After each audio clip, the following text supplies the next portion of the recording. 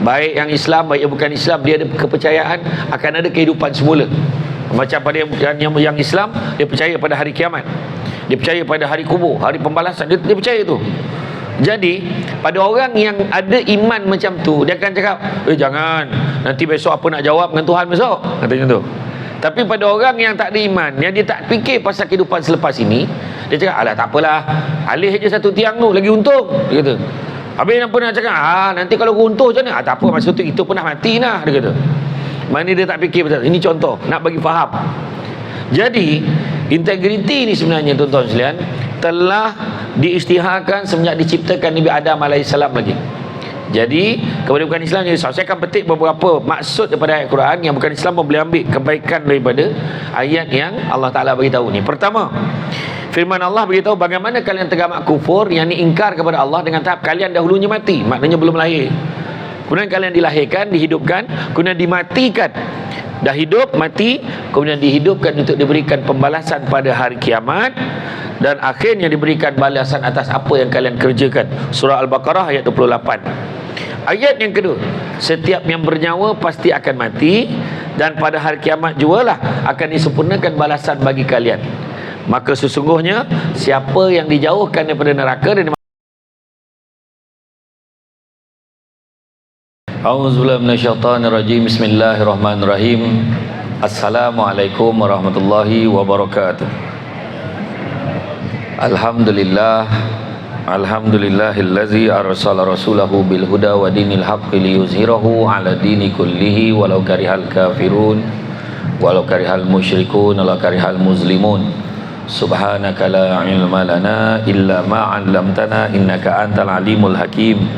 Rabbi syrah li sadri wa yassir li amri wahlul 'uqdatam min lisani yafqahu qawli. Dan salam sejahtera kepada yang bukan beragama Islam. Alhamdulillah, syukur kepada Allah SWT, segala puji bagi Allah dan sekalian alam. Salam ke atas junjungan besar Nabi Muhammad sallallahu alaihi wasallam. Dengan limpah dan izinnya dapat kita bersama-sama pada pagi ini, buat pertama kali dalam hidup saya berceramah di NSK. Kan dulu makro tak salah dulu kan, masa makro pun tak pernah datang, tiba-tiba jadi NSK kan? Puncanya inilah jabatan penjaga ni kan. Jadi tanyalah, tadi ada orang nak ambil gambar dengan saya kata datanglah programnya dulu, boleh ambil gambar. Dia relax minum tu, tadi aja ambil gambar macam mana kan, datang sini ya. Jadi saya okey je ambil gambar, tak ada hal. Gambar tagak RM100, gambar rabah RM50. Tak adalah. Tuan-tuan dan puan rahmati Allah sekalian, hari ni tajuk unik, santai-santai, sebab kita berada di tempat yang santai kan. Yang duduk tu dia nampak, dia pandang kan, apa nak beli ke dalam tu kan. Ada barang yang tak siap lagi ni, iyalah kebetulan pula lah ada kan. Jadi santai-santai, tak ada masalah tu. Jadi saya sebenarnya baru balik semalam pagi, 2 hari lepas saya pagi di Gebeng, petang di Kemaman, Cukai Kemaman, malamnya saya di ITM Dungun, pagi semalam di Sekolah Menengah Kebangsaan Sultan Omar Dungun, petang semalam di KL, malam tadi di Politeknik Sabak Bernam, pagi ni sini, petang ni Shah Alam, malam ni Kelang. Besok pagi di Rasah, kem di Rasah, petang di Seman, malam besok di Shah Alam, kemudian lusa Perak, Kedah Utara. Macam tu lah tuan-tuan. Tu yang nampak macam tu kan. Tapi itulah dia. Terima kasih lah kerana buat ceramah di sini. Jadi bolehlah rilis sikit, nampak suasana berbeza kan. Ramai betul ni saya ingat 5 ke 10 ribu tak lagi, campur yang pergi shopping semua tadi, yang keluar masuk kayak parking semua saya kira lah tadi. Ramai lah tu kan. Jadi relax, tenang-tenang. Hari ni tajuk tentang integriti. Tuan-tuan dan puan-puan sekalian, terima kasih banyak yang dihormati PKK Raja Nazil Azman bin Raja Azam Iskandar, Pengarah Integriti Jabatan Penjara Malaysia. Yang dihormati PKK Ahmad Mustaqim bin Cik BC, Pengarah Penjara Negeri Sembilan, dan seterusnya semua lah kan yang hadir pada hari ini, pengarah yang hadir, ketua-ketua jabatan, ketua-ketua unit, Dan begitu juga daripada agensi-agensi lain yang Sultan hadir, dan begitu juga yang tak ada nama, tak masuk nasional tapi datang. Terima kasih banyak. Dia ada tu kan, kita tengok muka macam takut-takut kan, nanti kita tahu dah tu kan. Masih banyak. Dan saya penjara ni saya takkan lupakan lah. Banyak kali dah saya ceramah di penjara, sebab penjara tak pernah lupakan saya untuk bagi ceramah. Bila masuk ceramah di penjara ni, bila kita kena tinggalkan handphone, dia cek luar dalam. Bila dia momen dia tutup pegang pagar tu, saya rasa macam aku dah tak boleh keluar dari sini kan. Rasa macam tu. Jadi saya bayangkan orang yang masuk kekal duduk dalam tu. Saya kata itu sebabnya memang bagus kalau budak-budak sekolah tu selalu kena bawa pergi sana, biar dia sedar sikit. Budak sekarang jahat dah 5 macam. 5 macam jahat budak sekarang. Dah boleh bakar orang, dah boleh bunuh orang sekarang budak-budak sekolah ni. Tak tahu nak cakap lah kan. Jadi pengalaman saya tak akan lupa lah. Itu yang saya tanya waktu kita di Kajang tu, saya tanya, saya tengok kat luar negara tu cantik betul penjara dia orang. Siap dengan tilam, siap dengan mata, ada loker, toilet dia bertutup, memang cantik lah, jernih, bersih. Saya kata memang betul macam tu ke atau membohong dalam jam cerita tu? Dia kata memang betul. Oh iya ke? Malaysia ada tak cadang-cadang nak buat macam tu juga? Kita tak boleh buat macam tu lah. Kenapa pula? Dengan tahap yang buruk macam ni pun sibuk, dia suka dia keluar masuk, dia pula buat lagi lawa. Dia kata, oh ya ke? Kita kata, ya tak adalah buruk sangat, tapi maksudnya sejajar, sesuai lah kan. Dan saya tengok yang kompleks penjara lama, ada satu bangunan lama kan, dulu ada bawa saya pergi kan, yang toilet pun tak ada tu, yang buang dekat dalam tong tu, la ilaha illallah. Saya fikir ui, tambahlah respect lah, memang besar lah pahala ni orang-orang penjara ni yang bertugas dekat tingkat tu, yang 2 jam sekali nak kena tukar tong tu. Ya Allahu Akbar, hebat lah. Saya kata tak semua orang boleh buat itu. Sebab kalau saya lah jadi pemerintah, dah lama dah saya naikkan allowance kritikal pegawai penjara kan, tambahkan allowance lagi apa semua tambah. Seorang yang tepuk, yang lain tak nak, lantak lah orang tak nak kan. Dia faham lah, sebab dia kena jadi MC, dia pun terpaksa jadi MC ni kan. Dia patut ada allowance khas untuk MC kan. Jadi tuan-tuan dan sekalian, pijak galah sambil berlari. Banyak rupanya hujungnya sudahlah patah. Banyakkan usaha kepada diri selagi diri muda dan mentah. Buah keras makan dikikir, dibawa orang dari hulu. Barang kerja hendaklah difikir, supaya kelak tidak mendapat malu. Kapal layar bertiang 3, sayang batang keempat hujungnya patah. Hasil apa? Hasil usaha gerak di tangan kita, tapi hasil pendapat di tangan Allah. Bukan rusa sebarang rusa larangan Raja Melayu. Jangan kita membuang masa berjalan lepas selalu. Terbang indah si kunang-kunang, cahaya bertebaran jadikan hiburan. Penyesalan yang berlalu usahlah dikenang, penyesalan kemudian jadikan pengajaran. Jadi hari ni sebenarnya, tajuk ni sebenarnya bukannya merujuk kepada benda baru, tak. Bila sebut hijrah, kita lihat sekali kepada apa yang berlaku pada zaman Nabi dulu, kita kaitkan dengan integriti. Apa kena cerita, hari ni cerita tentang integriti, tapi kenapa nak kaitkan dengan hijrah? Jom hijrah, kenapa nak kait? Sebab hijrah ni, kalau kita tahu dari segi bahasa, maksudnya adalah perpindahan daripada satu tempat ke tempat yang lain. Itu hijrah yang kita faham. Tetapi Prophet Muhammad beritahu kepada non-Muslim yang risau, ceramah international, yang non-Muslim pun boleh ambil, tak ada masalah. Nabi Muhammad kata apa? Dia kata tak ada lagi penghijrahan dah selepas Fatu Makkah. Lepas isu Nabi berhijrah dari Mekah ke Madinah, semua tu masuk balik ke Mekah, tak ada lagi dah. Yang ada cuma niat dan jihad. Maksudnya apa? Niat dan jihad ni maksudnya yang ada adalah letakkan niat yang baik dan perjuangan, usaha nak melaksanakan benda yang kita niatkan. Saya nak tanya, niat senang ke tak senang? Niat senang ke tak? Tak. Niat pun susah kan? Tak percaya, tanyalah orang yang mokok tadi. Cuba tanam niat, berhenti mokok. Oh tak dapat. Oh tak dapat. Kalau pun dia kata, InsyaAllah nak berhenti ni, nak berhenti, tapi dalam hati, tak berhenti, dia kata. Selagi tak sakit, tak tumbang, tak boleh. Tu yang saya jumpa tu dekat satu masjid dekat Simpang 4 Pulau Pinang tu. Ada satu dinding tu letak Majlis Fatwa Kebangsaan, fatwa pengharaman rokok. Dia bagi dalil, dia bagi hadis dengan ayat Quran. Ada seorang haji ni, pakai kopiah dengan serban, isap rokok sambil baca tu. Bayangkan tu. Saya pun tak dapat nak gambarkan apa keadaan tu. Jadi mana kata niat sendiri bukan senang. Kadang-kadang ada orang perempuan kata, engkau ni bawa elok-elok melayan laki kau, cubalah cakap elok. Aku memang dah macam ni lah, dia kata. Nampak? Dia tak nak, niat pun tak boleh. Jangan kata buat. Itu sebab saya kata tadi, niat sendiri pun susah, apatah lagi perjuangan nak melaksanakan apa yang kita niatkan. Itu cerita dia. Macam saya lah, saya ada satu habit. Isteri saya pun marah kadang. Bila ada orang batal program, dah elok dah kosong jadual lah itu, tak ada program, saya akan suruh tanyalah siapa yang nak ceramah. Bagi mana yang seterai queue tu masukkan lah, tak nak rehat ke, biarlah buat. Sebab saya fikir apa kan, niat saya tu saya tak nak tukar apa niat tu. Sebab apa?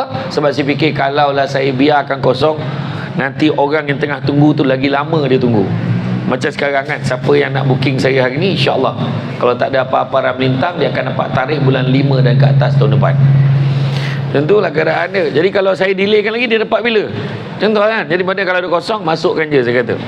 Kecuali pada hari sekarang ni, cuma badan saya ni, kesihatan saya ni nampak macam dah mula merosot sikit lah kan. Dah mula rasanya, dah mula miong-miong. Dalam kereta naik memang tak sedar diri lah. Tak sedih, jaga-jaga dah nampak. Kau mana sekarang ni? Macam tu kan. Memang saya tidur je kan sekarang ni. Tapi kena jagalah, saya kena kontrol juga. Maknanya dah dipesan kan. Kalau boleh mulai 2024 tu, kalau boleh dah ada dah waktu gap tu. Jadi hijrah lah, berubah ni tak semestinya kita cerita berhijrah kepada tempat lain, tapi perangai kita daripada buruk pada baik pada lebih baik kepada lebih baik. Jadi kalau kita tengok kan hari ni, apakah maksud, ada beberapa istilah yang saya nak share kan. Pertamanya, kalau kita tengok dari istilah etika diperolehi daripada perkataan Greek ethos, bermaksud sifat, karakter, sifat dan adab yang menentukan tingkah laku sesuatu golongan. Maknanya kalau etika ni, etika bekerja di penjara berbeza, etika bekerja di pejabat peguam lain, etika di pejabat kerajaan SUK lain, cara staf penjara minum lain, cara staf SUK main minum kat mana, dia bersepah kat mana dia minum. Kalau pejabat-pejabat kerajaan ni macam mana, waktu minum ni macam kilang 15 minit je waktu minum kan, pergi cepat minum, nak kejar masuk shift dia balik. Dia ada etika ikut grup tertentu. Kemudian amanah dapat disimpulkan sebagai menyampaikan hak kepada pemiliknya, tidak mengambil sesuatu melebihi haknya, dan tidak mengurangkan hak orang lain. Kemudian tanggungjawab, kewajipan yang wajib dipikul oleh seseorang. Sahsiah pula pribadi, personality kan, yang merujuk kepada mencirikan pribadi seseorang. Saya kena bagi dulu definisi ni sebelum kita, senang bila saya dah explain kan, saya sebut, saya tak perlu dah jelaskan apa maksud dia. Kemudian tuan-tuan, integriti ini berasal daripada perkataan integer, iaitu merujuk kepada struktur, kekukuhan struktur binaan kejuruteraan engineering.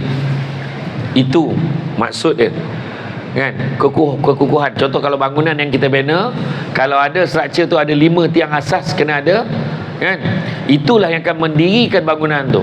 Tetapi katalah ada yang ambil tindakan alihkan satu daripada 5 tiang tu, bangunan akan tetap berdiri, jangan risau. Dia akan gantikan dengan barang alternatif yang lebih murah, tetapi mungkin tak selamat.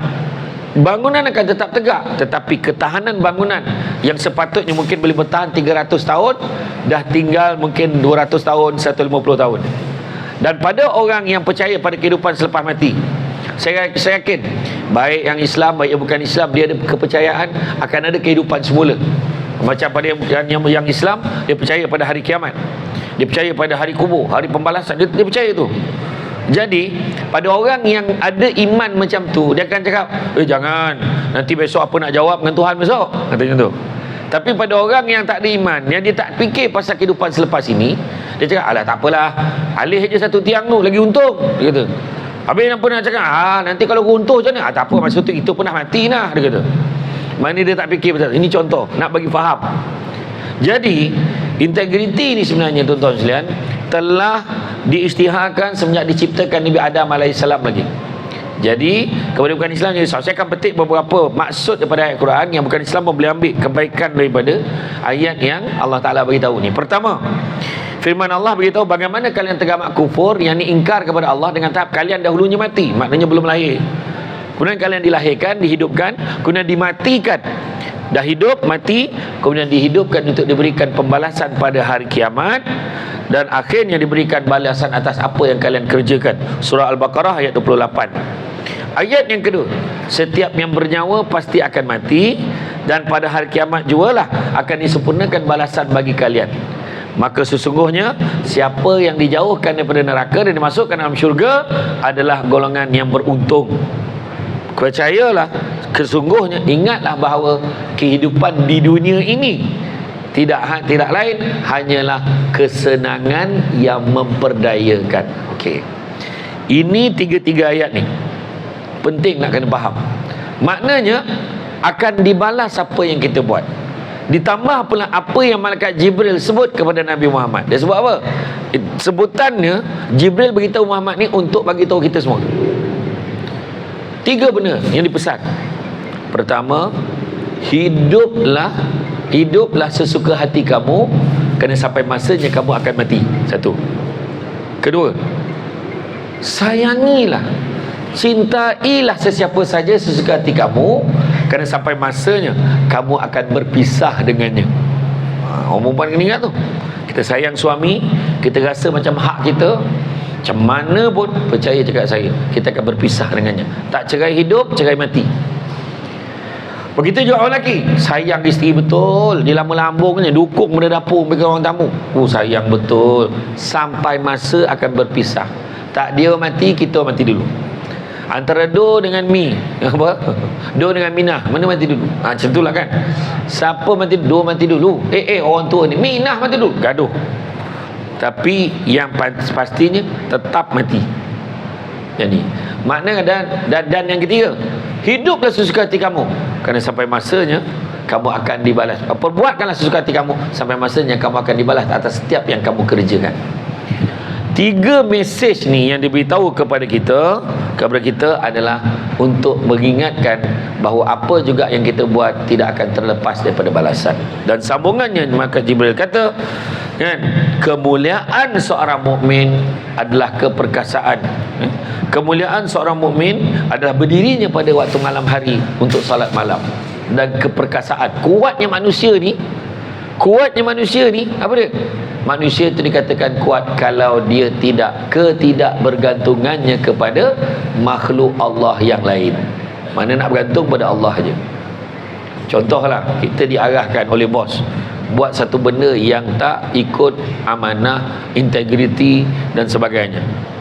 Bos itu suruh buat, tolong pergi sini, pergi sana, tolong belikan apa, kau bungkuskan nasi lemak dengan air apa semua untuk aku, pergi. Itulah yang arahan yang paling susah pada penjawat awam yang berpangkat lebih rendah daripada bos dia. Sebab ada dalam file meja dia yang bawah sekali dan lain-lain arahan. Ini arahkan dari masa ke semasa. Saya sebagai pengamal undang-undang, ayat itu paling tak boleh pakai sekali. Kenapa? Apa juga arahan, apa juga peraturan, mestilah absolute and clear. Dia tidak boleh, dan apa-apa juga. Tengok dalam perjanjian dan mana-mana yang difikirkan perlu dari masa ke semasa, tak boleh dijadikan sebagai klausa dalam agreement. Kalau ada mesti jelas letak. Termasuklah tadi dalam file meja tulis membeli makanan dan minuman untuk bos bila bos memerlukan. Masukkan dalam tu. Kalau beranilah bos masuk dalam tu. Ingat, dia tak berani. Dan benda ini berlaku di banyak tempat kecuali Jabatan Penjara Malaysia. Kan? Macam tu. Kena cover siap-siap. Kalau tidak, tak panggil ceramah lagi lah. Macam tu. Kan? Ni bukan cakap kat tuan-tuan dan puan. Saya sendiri pun pernah jadi pengarah dulu. So benda ni ada berlaku di beberapa pejabat kan. Kita tengok kan. Jadi dia tak minta maaf bos, saya tengah buat kerja ni, saya tak boleh nak beli tu. Minta maaf bos, saya tak ada tugas kena buat ni. Buat lah apa semua. Jadi nampak tak? Kalau dia takut nanti kan mati aku, pangkat tak naik, nanti mati aku, apa-apa semua aku tak dapat kelebihan, mati aku, nanti aku kena tindakan dan sebagainya. Inilah yang dikatakan tadi, keperkasaannya adalah ketidakbergantungan pada makhluk yang lain. Tetapi pada perkara-perkara yang wajib sejajar dengan peraturan di dalam tempat kerja, kena ikut. Nak pula badan beruniform kan. Oh jangan cerita lah kan. Oh, pangkat sampai ke lengan ni, paku. Oh cacak tidur pun pakai uniform. Jangan main kan. Kami bersedia tuan. Yang telefon tegak tu dah siap dah uniform tu kan. Macam tu lah kan. Saya macam tu lah, saya marah budak penguasa saya. Dulu saya jadi pengarah undang-undang, saya punya enforcement ni. Waktu tengah hari mula dia pakai t-shirt. Asal kau malu kau pakai uniform? Saya kata kau tidur pun kena pakai uniform tau. Saya kata macam tu. Sudahnya saya dah geram, saya pun pakai uniform. Kalau ikutkan pengarah-pengarah sebelum tu tak ada uniform, saya tempah uniform, saya pakai uniform. Kalau aku boleh pakai, kenapa kau tak boleh pakai? Saya pakai uniform.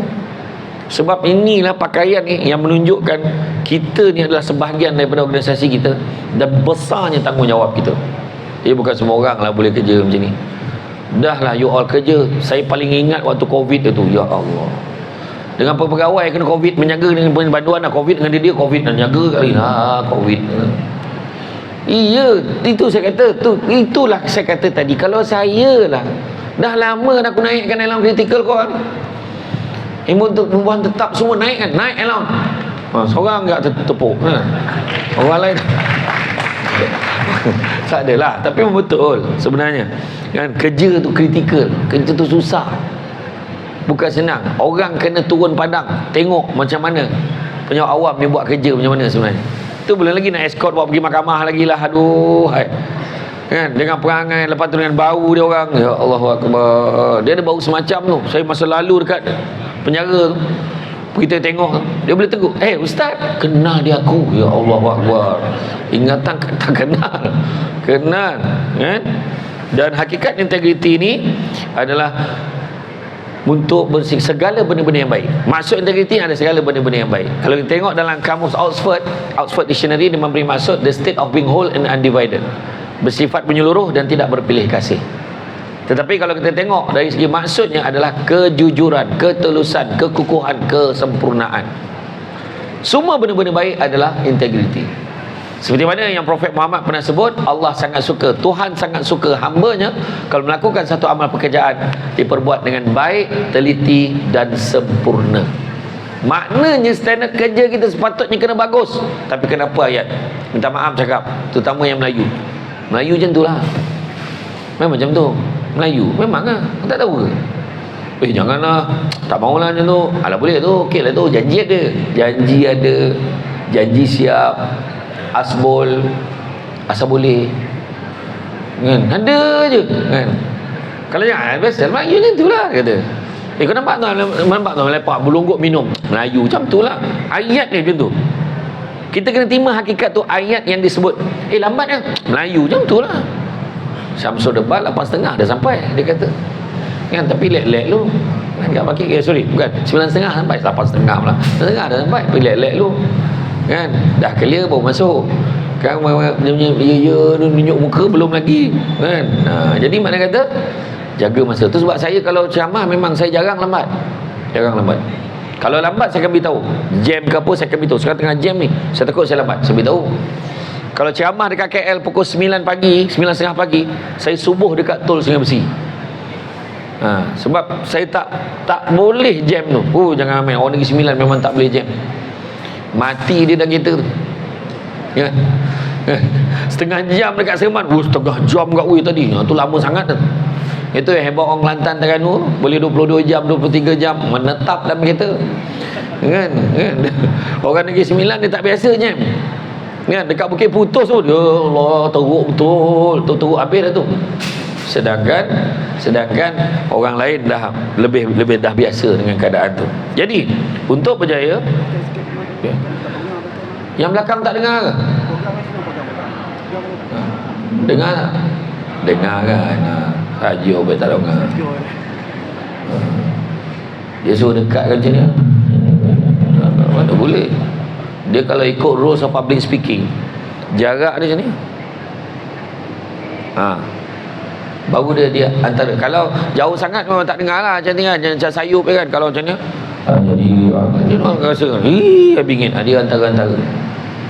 Tapi tak payahlah kita masa bercakap tu macam ni kan. Jadi kan tak adalah kan. Nanti kita buat kelas pengucapan awam pula. Kita buat kelas pengucapan awam. Mana kena panggil lagi Lin. Jadi Buatlah dekat Ion pula kan. Dia buat kat RSK, buat kat Ion kan. Buat kat IKEA. Buat kat IKEA memang belah perempuan tu kosong. Tinggal lelaki kan. Jadi apa yang kena ada tuan-tuan? Bab integriti ni simple je. Ada satu ayat tadi yang saya baca, sesungguhnya dunia ini adalah kesenangan yang memperdayakan, dan itulah yang orang kejar. Nak rumah besar, nak kereta besar, nak duit banyak, nak pangkat tinggi, betul tak? Orang nak benda ni, mana boleh tak nak? Sampaikan kadang manusia terlupa memperdayakan. Macam mana memperdayakan? Cuba tengok berapa ramai orang beli kereta. Dia beli kereta, masa dapat kereta tu excited weh. Kereta aku nak keluar ni. Jom teman aku nak ambil kereta. Ajak kawan. Kereta main V je. Bukan kereta besar sangat pun tak ada, tapi excited je. Ui, plastik tak buka lagi, kawan-kawan cakap. Berapa lama excited? Berapa lama? Lepas seminggu dah mula bau lain. Dah 2-3 orang kawan naik kereta tu dah lain. Lepas tu tersagat pula masa parking dekat NSK tu, tersagat pula dekat divider tu. Zram, aduh kereta. Kan? Macam saya, kereta saya dah ada panel. Kalau tersagat ke apa ke, terus hantar KBN Cembung. Budak-budak yang ambil diploma CJ Semburan Cat tu, oh kejap siap, 10 orang ngadap satu kereta, sekejap siap. Ya, nanti telefon cikgu dia. Siapa yang nak buat tu telefon cikgu dia. Cikgu dia akan beritahu. Tapi budak tak ada peksa dia boleh buat. Tapi memang kira dah mula. Lepas minggu 2 minggu dah rasa lama dah. Dah boring. Berapa lama? Dulu dekat Seremban ni kita nampak kat belah-belah Ampangan ni. Ui, besar rumah ni. Aku kalau ada duit aku nak buat rumah macam ni. Hari ni dekat ada tiba-tiba. Tak pernah termimpi dulu ada Seremban 2, Seremban 3. Seremban 4 yang kat belah-belah Seremban 3 tu kan ada Seremban 4 kan. Apa yang kau angguk mana ada? Aku saja dia cakap. Aku saja je test tu. Dia angguk je. Tak ada. Mana ada. Nah, tiba-tiba ada Seremban 2, ada Seremban 3. Dan rumah lagi canggih, lagi baru. Kan? Jadi makna kata rumah yang dulu yang kereta besar sangat tu anda tak heran dah. Kesenangan memperdayakan. Ya Allah, aku jatuh cinta pada dia. Aku nak sangat kahwin dengan dia. Kita kahwin dengan dia. Tengok muka dia. Dia punya lawa. Tak tidur malam. Bila kahwin dia baru tahu. Bila dia malam pertama tu dia buka tudung, rambut kembang macam tu. Ya Allah, inikah makhluk yang aku nikahi dia kata kan. Bayangkan kan, dulu masa kat luar pakai tudung, tarik-tarik sini kan, tiup kan. Bila dah kahwin tak ada cover dah. Dulu kahwin ni lalu, sekarang tepi lah sikit. Sekarang dah lain. Kesenangan yang memperdayakan. Iya, nampak tak? Orang lelaki pun sama. Dulu nampak macam okay, you okay? I risau betul tengok you. You tak cukup tidur ke? You tak cukup tidur tau. Macam mana nak kerja kalau tak cukup tidur? Yang perempuan ni tengok romantik je. Rupa-rupanya bila dah kahwin, lelaki tu menyebabkan dia tak cukup tidur. Dia tidur, dia orang lelaki ni, dia tak payah mukadimah, dia letak kepala dia hilang. Itulah kepenatan ni. Kepenatan orang yang bernama pengarah datang penjara. Orang jadi pegawai penjara. Iya, letak yang orang lelaki. Yang best tu dia terpeganjat sendiri. Dia lah tanya, ada orang lain dengar tak? Ada orang lain dengar tak? Dia sendiri terpeganjat, gila betul kan? Nasib baik tak ada orang dia tu kan? Dia tengok bini tu, nasib baik tak terjaga. Dia tak tahu bini tu lelap mata pada tadi nahan kan? Dia suami dia juga menyebab tak boleh tidur. Bunyi seromong kapal.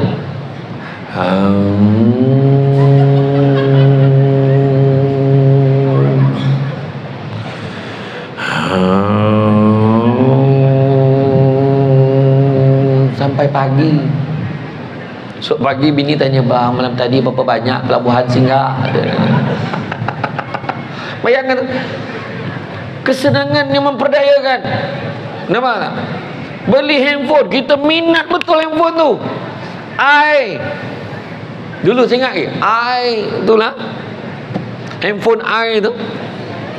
Handphone masa tu 7. Mati-mati beratur sampai keluar. 7. Hari ni dah 15. 8 tinggalnya. Nampak tak? Berapa lama 15 cakap 16 silap-silap tak sempat bulan 9 tahun depan dah keluar 16. Ingat dulu pakai E90 communicator, kelotak tu buka ni, pong. Hari ni ya Allah Akbar, orang dah tak pakai dah. Dulu kan kita punya gila suka kat Nokia. Ingat tak?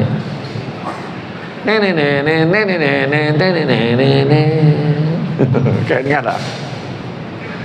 Lepas tu bolehlah kita boleh kompos ringtone sendiri. Ada bunyi tu kan. Dulu telefon tu Nokia terbaik. Mana ada power bank dulu? Bateri dia tahan.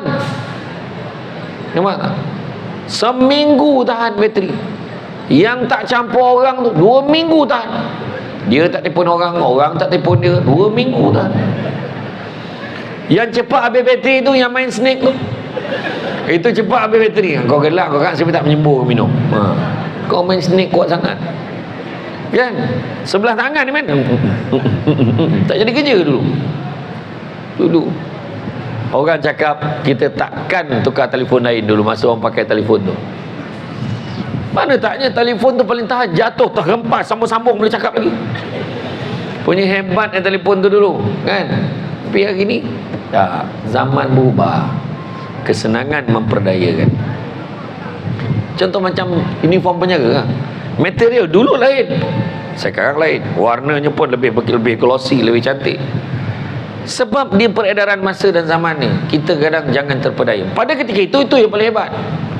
Itu yang paling hebat. Itu kena faham. Jadi dalam hal ini tu saya beritahu tadi, jangan terpedaya dengan kesenangan memperdayakan. Kita kena ingat apa yang kita buat, pastikan apa yang kena ada dalam kerja kita dalam bab integriti. Pertama, jujur. Jangan menipu. Berubah. Jangan kita menipu. Hijrah, jangan tipu, jujur. Kalau bos tanya, kat mana ni? Saya ada dekat tapak ni tuan. Kalau kau dekat tapak ni, tentu kau nak menghadap aku sekarang. Siapa suruh bohong? Ya. Sedangkan bos dah ada kat situ. Cakap je, saya kat luar sekarang ni bos. Oh ya ke? Ni sekarang saya nak jumpa je. Datang sekejap. Baik bos, sekarang saya datang. Bagi saya 10 kan. Datang. Jujur. Senang. Okay. Jangan menipu. Yang kedua, amanah. Jaga amanah. Jangan tipu klaim. Jangan tipu klaim. Klaim tidak menambah pendapatan. Dia ikut kelayakan. Kita kalau klaim pun kita akan dapat sebahagian saja daripada perbelanjaan yang kita keluarkan sebenarnya. Bab minyak, mileage, sebahagian, bukan dapat full. Itu sebagai insentif nak ringankan. Itu je. Dia bukan menambah pendapatan. Ia hanya menambah pendapatan pada orang yang tak buat tapi klaim. Cuma isu yang akan dipersoalkan adalah isu keberkatan rezeki. Jaga amanah. Jaga amanah. Pergi satu kursus, 5 orang pergi kursus yang sama tapi mileage berbeza-beza. Kenapa? Dia akan tengok daripada rumah atau daripada tempat kerja yang mana paling hampir. Kan? Tengok kenapa awak ni klaim tinggi sangat. Jawab dengan jujur. Ni dia marah macam duit mak ayah kau dia marah. Sebab bukan duit mak ayah dia lah dia query tu. Jadi jawab dengan jujur. Kenapa klaim saya berbeza? Klaim saya berbeza sebab saya tak tahu jalan. Dekat roundabout Semandua tu 3 kali saya pusing sebab saya tak pasti simpang mana harus kutuju. Ya, lepas tu berapa kali tersesat jalan. Jujur je. amanah kena jaga. Sebab yang tak amanah tu kita bawa pula balik, bagi anak isteri, bagi keluarga kita makan, jadi darah daging. Bermulalah masalah-masalah dalam keluarga dan sebagainya. Yang ketiga, jaga ukhuwah hubungan. Dalam bab integriti ni, jaga hubungan satu dengan yang lain. Jangan kita jadi orang yang sibuk menjatuhkan antara satu dengan yang lain. Sejarah menunjukkan di Malaysia, kebanyakan kementerian-kementerian yang bermasalah, contohnya ada isu-isu tertentu, bukan berpunca daripada orang luar, dia berpunca daripada dalaman organisasi itu sendiri. Orang ni mengadu macam ni, dia kata pengarah ni tak betul, orang ni tak betul, orang ni cakap ni, orang ni cakap ni, buat surat layang dan sebagainya. Dia simple je.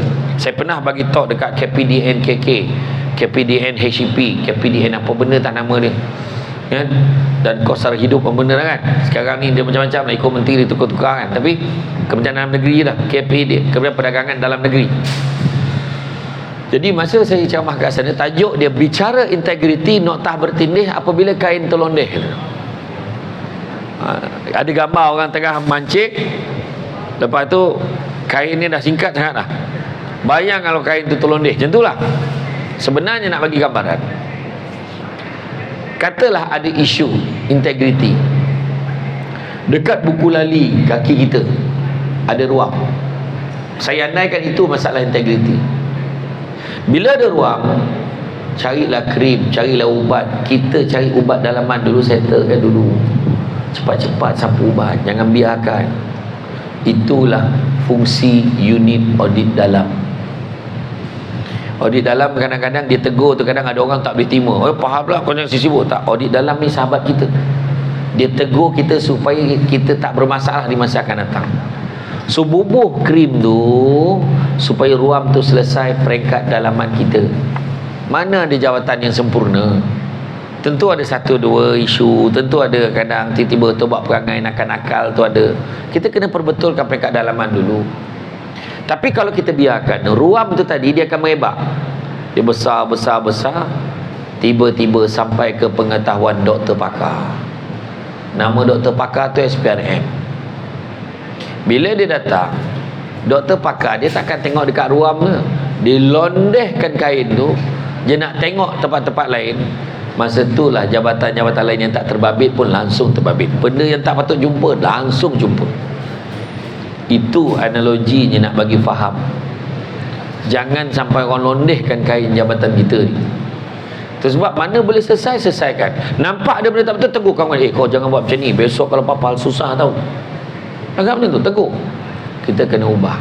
Ukhuwah kena baik satu dengan yang lain. Kalau nak jalan laju, jalan seorang-seorang. Kalau nak jalan jauh, berjalanlah bersama-sama. Macam deep tak? Ya? Kalau nak jalan laju, jalan seorang-seorang, tak mana kau pergi pun tak tahu. Tapi kalau nak berjalan jauh, berjalanlah bersama-sama. Kalau tak sebab berjalan bersama-sama, takkan jabatan penjara boleh berusia ratusan tahun dah dalam Malaysia. 100 berapa tahun dah? Berapa? 200 berapa tahun? Tak ingatlah, tapi sejarah saya dah baca tu. Kan? Sebenarnya jabatan penjara ni dah lama dah bertahan. Kuncinya apa? Sebab berjalan bersama-sama. Dalam nak bersama tu, buang perasaan yang tak baik, buang tamak, kongsi tak apa. Faham perempuan? Buang tamak, kongsi tak apa. Faham ke tak faham? Faham tak perempuan? Faham tak? Faham kan? Itulah kadang geleng, marah. Dalam hidup kena belajar bersangka baik. Bila saya cakap kongsi tak apa, kongsi benda-benda baik. Kongsi makanan, kongsi ilmu. Ni itulah. Kita mungkin tak berzina, kita mungkin tak mencuri, kita mungkin tak buat maksiat, kita mungkin tak bunuh orang, tapi kita tak dapat lari daripada berburuk sangka. Itu sebab saya cakap dengan perempuan tadi. Cepat je sentuh muka. Apa hal? Kan? Kongsi benda-benda baik. Pertama. Kedua, jangan sombong. Nak sombong dengan apa? Saya tengok tadi tuan yang 2 orang yang duduk dekat ni kan, yang duduk dekat kursi VIP ni kan. Ya Allah, dia boleh tunggu dekat sana. Dia tak duduk kat kursi ni, dia boleh duduk kursi ni, tapi dia sambut saya. Terasa saya ni diperlukan lah. Kan? Mana taknya kalau aku tak ceramah tak jadi ceramah ni. Contoh tak adalah. Maksudnya itu nama dia adab kan. Tak ada dia sombong dia. Wah, pangkat dia tengok tu. Bersilang-silang tu. Aduh. Kan? Bersilang keris. Ya Allah Akbar. Kita kalau tu belum tengok yang dia punya papan yang ni tu. Yang ada kala-kala tu. Ui, semua ada makna tu. Macam-macam tu. Ya, yang tuan tu pun banyak juga. Lagi lebar papan ni. Nampak tu. Oi, ini semua ada makna. Ya. Tapi dengan pangkat tinggi tu dia boleh diiring saya. Iya. Itu kata tadi tak sombong, jangan sombong-sombong. Samsul buat nak sombong je nak. Tak ada sombong, nak ambil gambar ambil je lah lepas ni. Tak masalah, ambil lah. Faham? Ingat siapkan duit kecil. Kan? Ambil lah selagi boleh ambil. Cuma saya pesan kat orang perempuan, kan ambil gambar ramai dia crop tinggal berdua je. Lepas tu dia buat wallpaper. Macam mana lelaki dia tak marah kat aku? Kan? Jaga. Lepas tu kadang ambil gambar dekat masjid tu kadang bergambar. Ni lelaki di sini, dia sini. Saya kata jangan. Lelaki dia kena duduk tengah, saya duduk belah sini. Kau orang confused tu bini siapa? Lain pula bukan bini dia. Kan datang fitnah tu. Wah, tu bini orang lain. Kan? Ya. Macam tu lah contohnya. Okay. Jangan sombong. Hebat mana pun akhirnya saya kata kesenangan memperdayakan. Dulu dia berlakon watak hero tu, sekarang watak tukang kebun. Dulu dia berlakon jadi hero idaman Malaya, sudah jadi driver, dah tak ada watak lain dah. Dia dulu buka URTV muka surat tengah boleh cabut jadi poster. Sudahnya berlakon jadi bibik saya cakap Indon ni.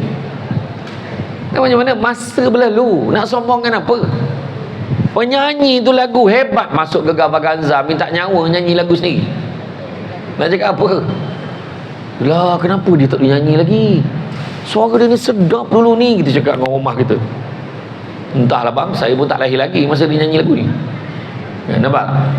Memperdayakan. Jangan sombong, tak ke mana pun. Saya nak belagak dengan Samsul Debat berapa tahun? Lepas 2-3 tahun dah keluar ada Samsul lain, Samsul Debat, Samsul Debab, Samsul Debik, Samsul Debuk, semua keluar. Agak je lah. Saya tu saya kat rumah saya, jangan risau ya.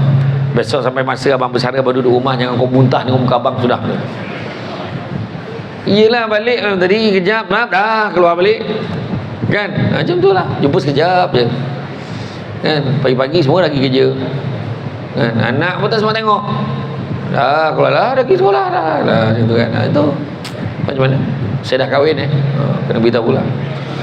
Nampak yang perempuan saya sengit kepala macam berharap tadi kena lah beritahu. Betul. Dan yang ketiga, jangan dengki. Jangan dengki. Dengki bahasa Melayu, bahasa Arabnya hasad. Punya teruknya kat Malaysia ni dua-dua pakai hasad, dengki. Jangan dengki, tak ke mana pun. Apa maksud dengki? Jadi hati, tak puas hati. Sebenarnya kalau kita fahamlah maksud dengki macam saya nak beritahu ni, insya-Allah kita tak nak dengki dah. Dengki ni samalah artinya seolah-olah kita mempersoalkan apa yang Tuhan dah tentukan untuk orang lain. Itu dengki. Orang tu naik pangkat sebab Tuhan izin. Kalau kita pertikai, jangan pertikai dia, pertikai siapa yang bagi. Tuhan yang bagi. Nampak? Cuba kalau kita dapat sesuatu, orang pertikaikan, kecil hati nak? Kecil hati. Kalau tak nak kecil hati, jangan pertikaikan apa yang orang lain dapat. Itu je. Simple. Nampak orang lain bahagia, kita pun bahagia. Ini tak boleh tengok orang bahagia. Macam seorang ada lelaki, belagak. Nampak dia kahwin, belagak tu bini dia lawa. Macam ni seorang lawa, apa lama lawa. Ilah, apa yang kau marah sangat? Biarlah dia. Anak dia dapat semua macam anak dia seorang pandai dalam menyampah laku. La ilaha illallah. Itu tandanya hati dia dah kotor. Tak boleh tengok kesenangan orang lain. Sebab orang perempuan, kalau nampak ada lelaki tu isterinya 3 dalam surat khabar ke dalam media ke, janganlah kita marah. Lagat ini semua gatal nak mati. Matilah kau. La ilaha illallah. Cuba cakap semoga Allah memberikan kebaikan kepada dia, tetapi ya Allah, jauhkanlah aku daripada ujian seperti ini. Macam tu. Aku tak kuat ya Allah. Macam tu. Minta dengan Allah. Kita nampak contoh, kita nampak ada orang kena tangkap rasuah dekat dalam berita tu. Seorang pegawai telah tangkap rasuah. Itulah tu, tak syukur. Dah elok, ada duit, ada kerja, padan muka kau. Salah tu. Kita cakap tu macam kita baik sangat. Sebenarnya kita belum diuji macam dia.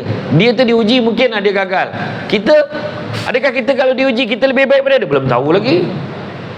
Tiba-tiba orang masuk dan pejabat kita, tutup pintu, bawa satu beg duit, buka depan kita, belum tentu lagi. Itu sebab, ya Allah, jauhkanlah aku daripada ujian seperti ini. Macam tu. Faham? Jangan dengki. Kemudian apa yang kena ada?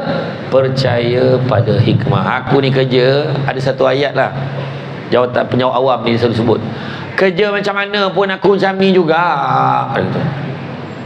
Kerjalah teruk pun, pagi, petang, siang, malam, selagi dia bos kita, kau tak dapat apa-apa weh. Tu ayat tu biasa sebut. Salah kita sebutnya. Kita kadang-kadang kita hanya sebut bahawa kita kecewa dengan benda yang kita tak dapat berdasarkan apa yang kita nak. Tapi berapa banyak yang kita tak sebut, kita tak minta, tapi Tuhan bagi. Yang itu kita terlupa nak kira. Pagi ni tak sangka dapat tengok Samsul Debat depan-depan pun satu nikmat. Saya pun tak tahu kenapa rezeki saya lately ni ceramah penjara je. Tak tahu kenapa. Penjara Kajang itu sekali untuk pegawai kan, komplek penjara. Lepas tu dekat dalam penjara dapat rasa roti penjara. Itulah, sayanglah seperti saya rasa kalau betul-betul kena panggil marketing luar untuk bantu marketkan roti tu. Saya rasa penjara boleh generate income untuk penjara sendiri. Betul? Saya pula menyindir masa tengah ceramah kan. Dalam Islam kalau dah bau ni haram hukumnya kalau tak bawa keluar. Itu dipunggah daripada dalam kilang tu bawa keluar. Merasa aku makan roti tu sedap betul, tapi tak dibungkusnya. Tu yang aku geram tu. Macam tu lah. Nak agak rasa kat rumah cecah sardin macam mana semua kan. Itu makan roti sama dah macam orang Iraq nak rasa dah kan. Tapi tak apa, syukur kan. Tu cerita tu ya. Tu, percaya pada hikmah. Kita tak dapat ni tapi Tuhan bagi benda lain. Betul tak? Tuhan bagi benda lain. Tuhan bagi ini, Tuhan bagi itu. Tuhan mungkin tak bagi ini tapi Tuhan bagi. Tuhan mungkin tak bagi kita naik pangkat, tapi Tuhan bagi benda lain. Malam tadi berapa ramai tertidur tengok TV, terlelap kan? Tak sempat minta panjang umur. Pagi tadi hidup lagi. Tak ada siapa pun yang bangun pagi tadi kecewa, kenapa lah aku hidup lagi ni. Ada pun. Nampak tak? Tu sebabnya kita baca doa bila bangun kan ya. Alhamdulillahillazi ahyana ba'da ma amatana wa ilaihin nusyur kan.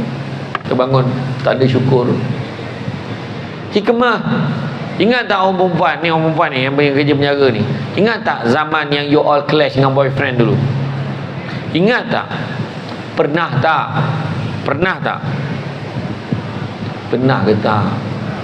Pernah kan? Masa dia clash tu, bodoh, lantak kau, matilah kau kena clash, tembrol, matilah kau. Tak gunanya jantan, mati terbakarlah kau. Dia kata, dia punya marah dengan lelaki tu, dibakar lelaki tu, mati kau. Tapi rupa-rupanya selang beberapa tahun Tuhan temukan kita dengan jodoh yang jauh lebih baik daripada boyfriend kita. Dan kita dapat tahu pula kehidupan ex-boyfriend kita tu tidaklah seindah yang kita sangkakan. So, nampak tak? Itu hikmah. Tanam tabu di topi rumah, cabut ubi sampai ke akar. Kalau hidup percaya pada hikmah, selautan garam terasa tawar. Nampak? Kemudian apa? Bertanggungjawab. Belajar bertanggungjawab dengan kerja kita. Integriti ni semua benda baik, termasuk tanggungjawab. Kenapa tak siap ni memang salah saya tuan. Minta maaf. Saya sekarang tuan nak sebut apa? Kita betulkan sama-sama. Itu kan. Ini salah dia, ini salah dia, ini salah dia. Semua nyalahkan orang. Seterusnya apa? Respon positif. Okey, insyaAllah pada beberapa bulan ni kita akan adakan satu program ceramah di NSK. Kenapa ke NSK? Tak ada tempat lain ke kadang-kadang? Dia nak petikai je, datang. Ada sebab. Tengok bagusnya, nampak tak? Sambil ceramah dengan muzik. Aku dengar tadi dah senyap pula dia. Tu. Lepas tu boleh beli barang keperluan. Tadi boleh minum kat sana tadi. Berapa ramai grup minum berjemaah. Tak nampak aku lalu tadi yang satu meja tu tadi. Jadi sedih pula ceramah aku dengan lagu tu. Ada background music kan. Tapi betul lah. Nampak tak? Sebab saya kata tadi, maknanya kita ni positif ya. Positif. Saya pertandingan dulu masa saya belajar, pertandingan debat antara industri. Saya nak tanya semua. Pertandingan debat ni rasanya buat kat mana? Peringkat saringan lah dibuat kat mana? Teka je lah cakap. Rasanya pertandingan ni kalau dalam bangunan universiti tu, dekat kawasan universiti, dia buat kat mana? Dekat mana? Dewan atau dalam bilik darjah dan kelas kan? Tak. Dia buat sini. Dia letak meja sini tempat orang duduk lalang. Itulah kita punya saringan. Sebab apa? Positifnya apa?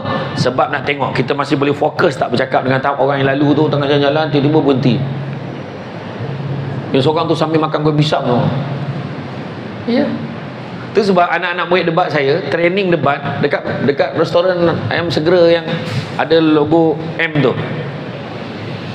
Saya tak nak sebut je nama dia sebab dia tak taja ceramah kita ni. Yang tu lah, yang ada clown yang kasut besar tu. Itulah.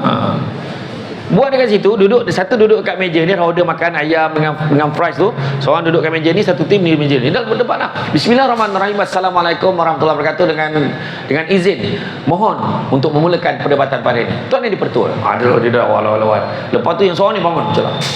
Tanya. Sebab dia ada sesi celahan soal jawab. Ya. Jadi dia akan alert. Positif lah. Positif. Lepas tu ada pula orang yang lalu tu pula mengacak-acak kan. Tengok kau boleh cakap lagi tak? Mengajar kita fokus. Itu cerita tadi. Okey, contoh.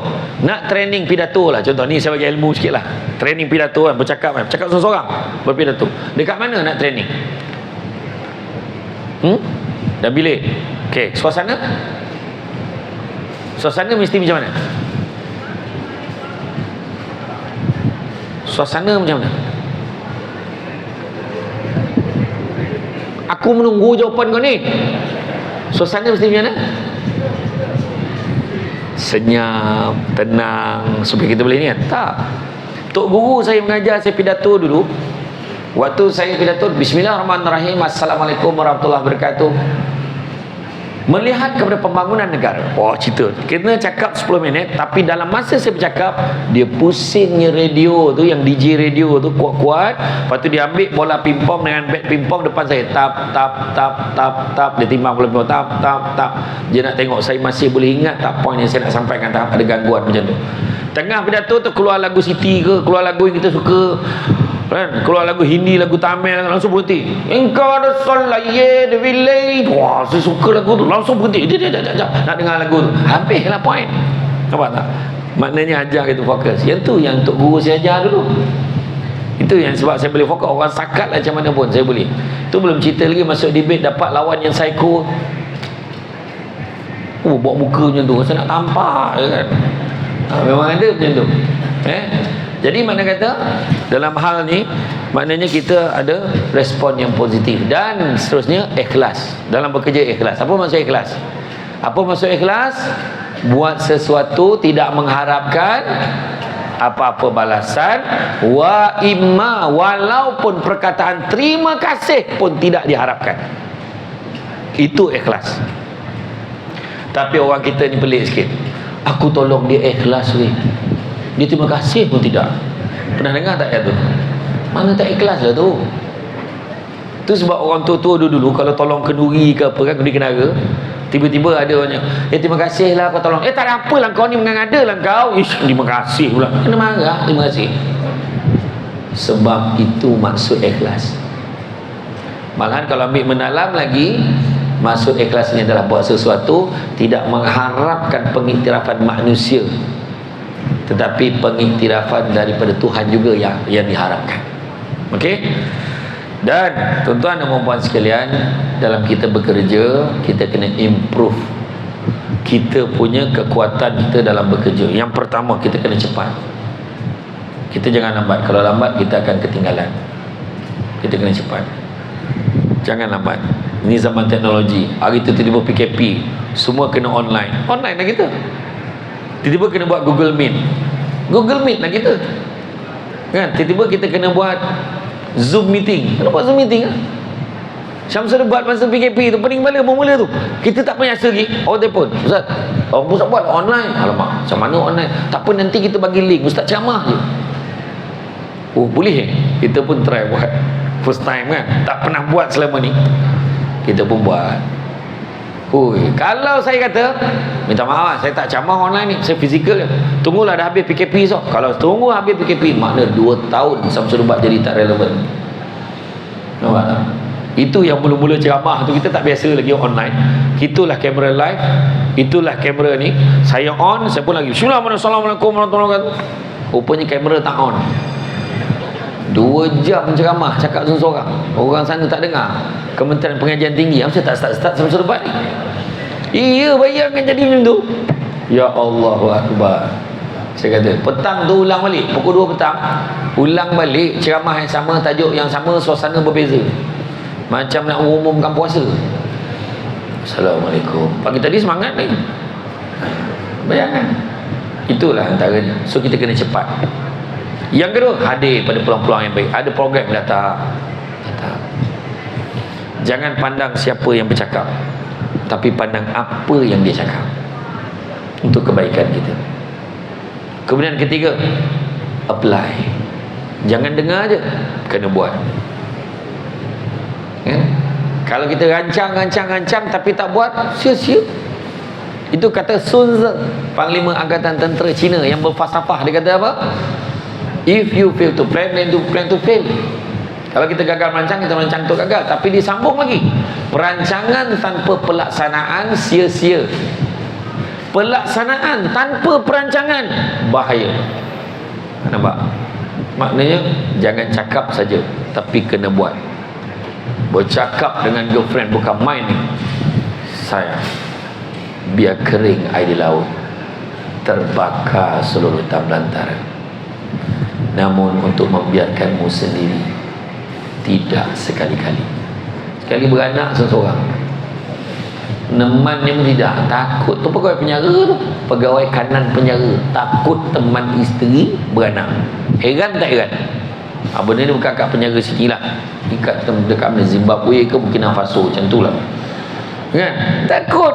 Tadi kata tadi nak teman lah, apa lah, biar mati, abang yang pergi dulu. Mak bukan main lagi. Lautan api sanggup abang renangi. Minum air kopi berbetiup, cinta benang lautan api kan. Contoh lah. Jadi makna kata apply. Seterusnya apa yang kena ada? Mantapkan pengetahuan kita. Walaupun kita bekerja dalam sektor awam, tidak bermakna kita tidak boleh improve pengetahuan kita. Kita boleh sambung belajar, kita boleh buat part time. Sekarang ada OpenU, kita ada universiti lain yang menawarkan sekarang tak perlu masuk kelas pun, buat assignment aja, buat paper, thesis saja pun dah boleh dapat degree, boleh dapat master. Sebab pengalaman kita tu mahal kat tempat kerja. Ya, antara nak dengan tak nak je. Itu kan. Cantik teluk pantainya landai, tambat perahu tepi kuala. Biarlah buruk kainnya dipakai, asalkan penuh ilmu di dada. Okay. Kan? Ya.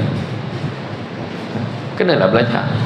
Kicau-kicau tiung batu, singgah sekejap lidahan mati. Sudah resam orang tak berilmu, ibarat kayu lurus dibuat titik. Kayu lurus buat jambatan, kena lanyak je lah, tak boleh buat apa dah. Kena lenyek, kena bijak, kena gelek kan. Apa? So kena mantapkan pengetahuan. Seterusnya profesional. Jangan campur aduk peribadi dengan kerja. Jangan. Peribadi, kerja. Ada masalah peribadi, selesaikan. Jangan biarkan, sebab dia boleh efek kerja kita. Selesaikan, jangan biarkan. Kalau kita ada masalah, kita tak selesaikan masalah tu, kita adalah masalah. Ingat, Kalau kita ada masalah dan kita tak selesaikan masalah tu, kita adalah masalah.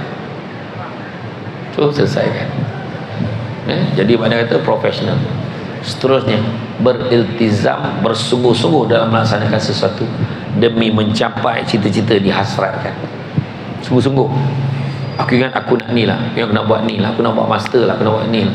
Aku ingat kalau kerja hari ni nak macam ni, nak macam ni. Macam saya kerja dulu, saya masa mula-mula jadi pengarah undang-undang di PBT. Target saya nak jadikan PBT yang saya kerja ni akan mencatatkan pemfailan kes mahkamah yang tertinggi dalam Negeri Sembilan. Saya buat semua kes, besar kecil, semua bagi mahkamah. Bayangkan, saman parking bagi mahkamah.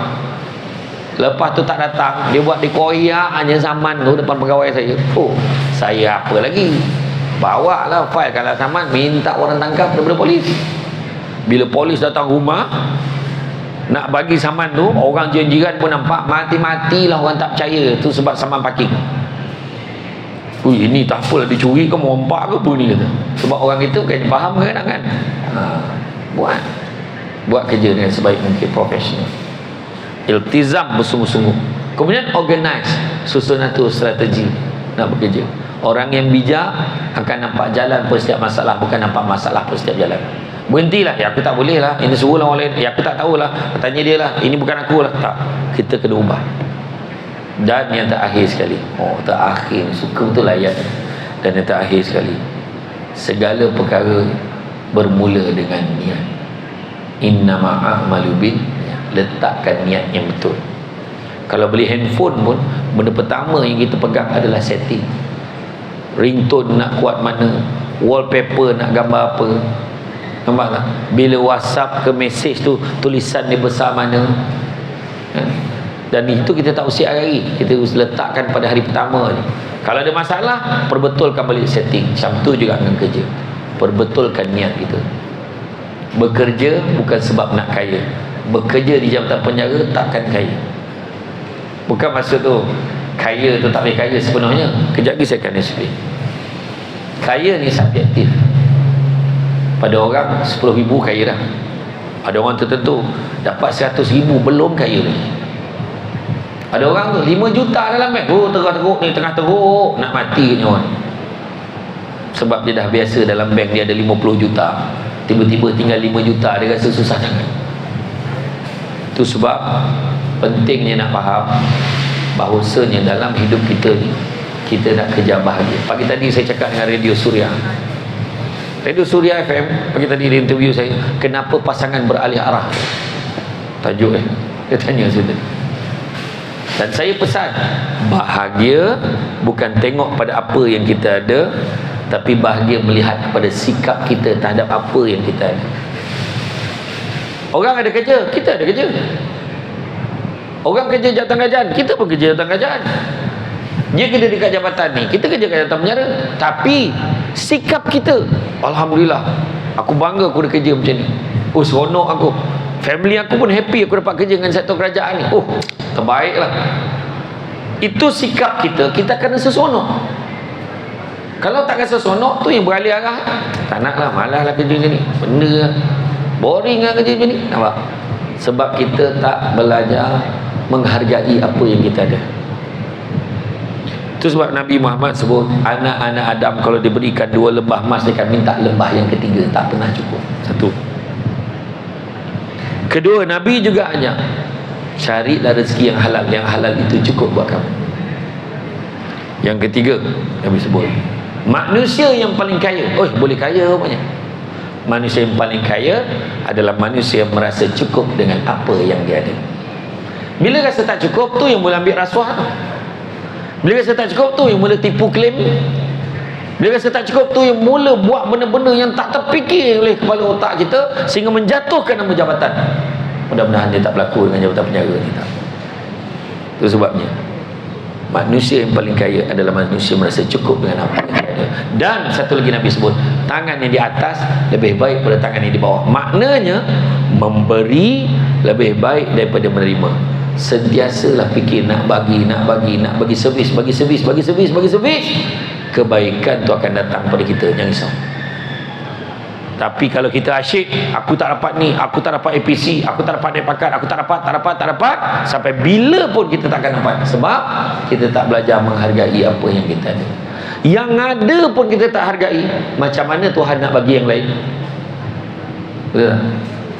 Itu sebab macam seorang ibu, kita seorang ibu, dia bukan fikir apa dia dapat.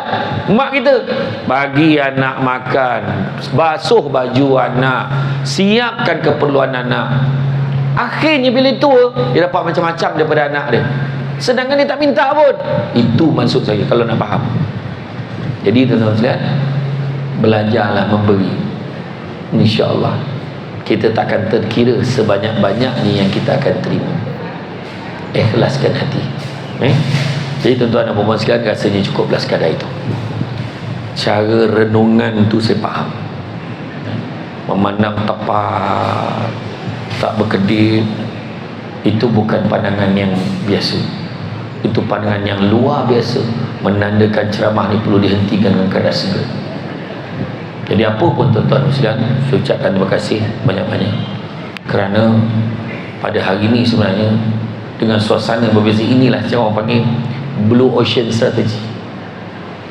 Kita pecahkan kebiasaan, tradisi. Buat macam, kenapa buat kat sini? Ada orang akan cakap macam tu. Tapi inilah yang terbaik sebenarnya. Kita memecahkan keadaan kebiasaan secara tak langsung. Yang duduk dekat dalam kedai tu tiba dengan beli barang, dia dengar betul lah cakap dia. Dia tengah pilih barang, ya betul lah dia cakap, dengar. Sebab dia salah seorang yang tak berintegriti yang ini katnya, tak tahu. Jadi mudah-mudahan adalah kebaikannya. Sepandai-pandai tupai melompat akhirnya jatuh ke tanah jua. Walaupun perkongsian sudah tamat, mudah-mudahan meresap ke dalam jiwa. Cantik dipandang rumah penghulu, kayu itu okey dari papan. Alang-alang menuntut ilmu, sebutir pasir kembang kalah menjadi intan.